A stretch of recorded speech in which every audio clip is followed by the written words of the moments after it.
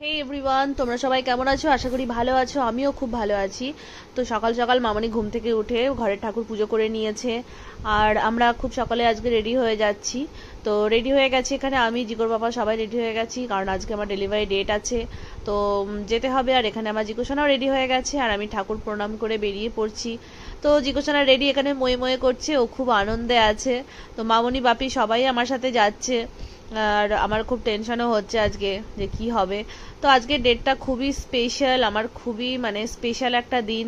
তো সাথে ভয়ও করছে। আর এই যে বালি ব্রিজে আমরা এসে গেছি, তো এখানে দক্ষিণেশ্বর মন্দির ব্রিজও ক্রস করে গেলাম। তো আমরা এখানে এসে গেছি হসপিটালে। দেখো এই মায়ের মূর্তিটা দেখলেই যেন মনটা ভরে যায়। তো হসপিটালে এসেই সবার আগে আমি ঠাকুর প্রণাম করে নিচ্ছি, কারণ মনটা খুবই খারাপ। আর এখানে আমার ননদ নন্দাই দুজনে এসে হাজির, ওরাও এসে গেছে আমাদের সাথেই।